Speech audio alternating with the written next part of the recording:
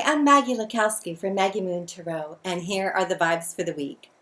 Mercury is already in Sagittarius, and now the Sun enters Sag on Sunday, the 22nd. So happy birthday, Sagittarius. It's your time to shine. Sagittarius are the adventurers, risk takers, optimists, educators, travelers, philosophers, and happy wanderers, and enjoy life and laughter. And during the Sun's tour in Sagittarius, we should too. Sagittarius correspondence in Tarot is the alchemist or temperance card, with a foot in both worlds, blending the physical and spiritual realms. And in astrology, a mutable sign, the element is fire, ruled by Jupiter, the planet of expansion and good fortune. And the time of Sagittarius marks the end of fall in the northern hemisphere and spring in the southern hemisphere. So we can experience all of the magic before the season ends. And then on Wednesday, the 25th, we have a full moon in Gemini. And there may be a lot of chatter, internal and external, but it's best to press the listen button during this time. Full and new moons are times of strength, healing, and spiritual power, so they are opportunity periods. Around the same time, Saturn squares Neptune, the Sun conjunct Saturn, the Moon and the Sun square Neptune, which makes us face reality, stand more in a practical light. And when we add in Mercury in the mix, what a crowd! All of them are at challenging aspects to Neptune. We may not have all the facts, so we need to make a decision on what is, but also see through any illusion. And we don't want to make it too quickly. We want to wait for the cosmic weather and clouds to pass. And once that happens, we'll want to look at the facts. And as Joe Friday, the detective on the old television show Dragnet, he would say, just the facts, ma'am, just the facts. And that's what we have to work with during this time. So we can ask ourselves, what gives us strength? Our thoughts, words, friends. Stay out of the drama, guilt, and fear zone by engaging in our spiritual work. And then on Thursday, many of us in the U.S. celebrate Thanksgiving.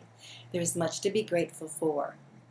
And it's a wonderful reminder to restart our gratitude list or practice if we put it aside, as gratitude is good medicine. And this week I'm reading with the beautiful Art of Life Tarot deck by Charlene Livingston, published by U.S. Games.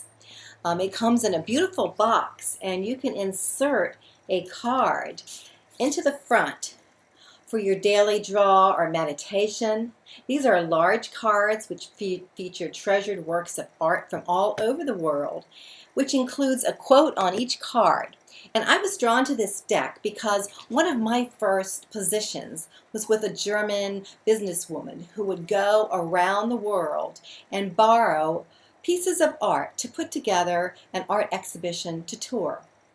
And while I was there, we worked on the Mary Cassette collection, and that started its tour at the National Gallery in Washington, D.C., and that's where her office was. And although my part was small in this effort, it added to my appreciation of art in all of its forms. And the Art of Life comes with a white book and a wonderful creativity spread, which we'll use for this week's reading. So let's get started.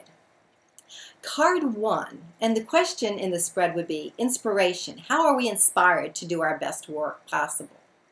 And the Chariot card comes up from the painting The Balloon, and that's by Paul Saint-Mercier.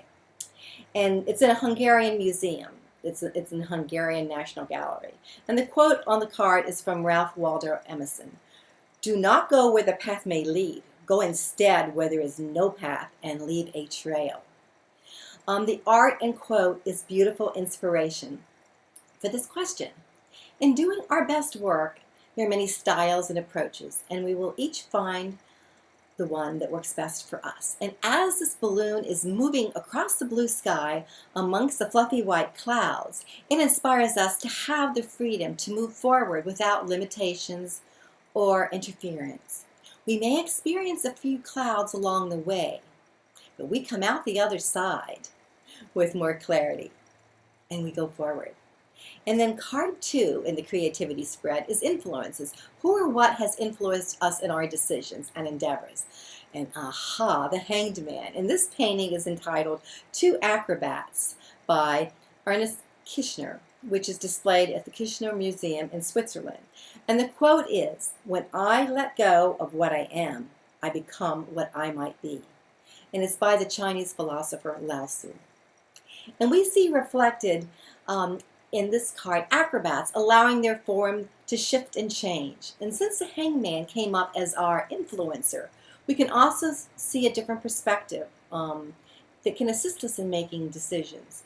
When we can let go, be curious of new ways of thinking or states of being, we find space to assist us in our decisions.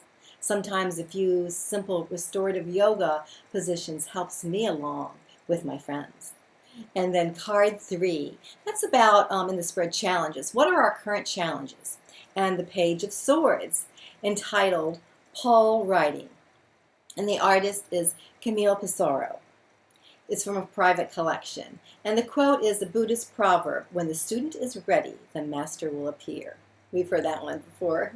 And my first possible thought of a current challenge is a writer's block. This person's writing from the picture. And pages are the younger members in the court card, so it can also represent a younger person in our life that can challenge us.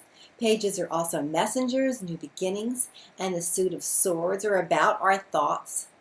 So often when we begin a project or we're the student, our thoughts can challenge us. So trust in spirit. Letting go like the Hanged Man. The answer will appear. And then card 4 is about the process and asks, where are we in the process and what's needed to reach our goal? And the 7 of Wands came up. And the painting is entitled The Card Players, and it's by Paul Cézanne. And it's in a museum in France. And the quote from this card is, "Life is not a matter of holding good cards, but of playing a poor hand well." And that's by Robert Louis Stevenson. And the 7 of Wands can be cleverness, seeing something hidden in the situation to overcome any obstacles. And for each one of us, where are the different places?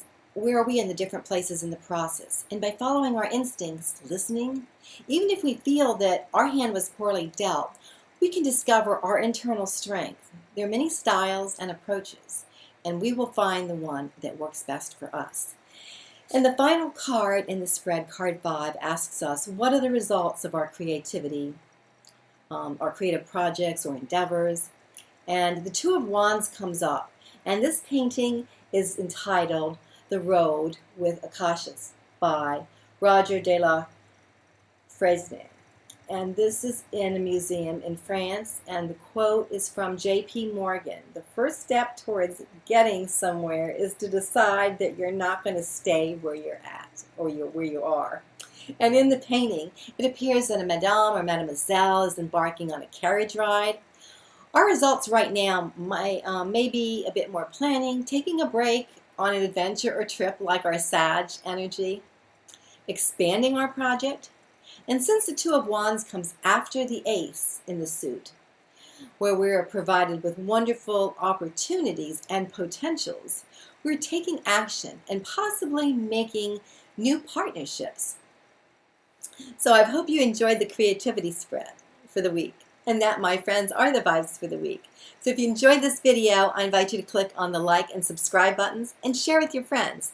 And I've included links in the About section, the little down arrow, for the Art of Life Tarot, and my website, MaggieMoonTarot.com, if you'd like to contact me or schedule a reading.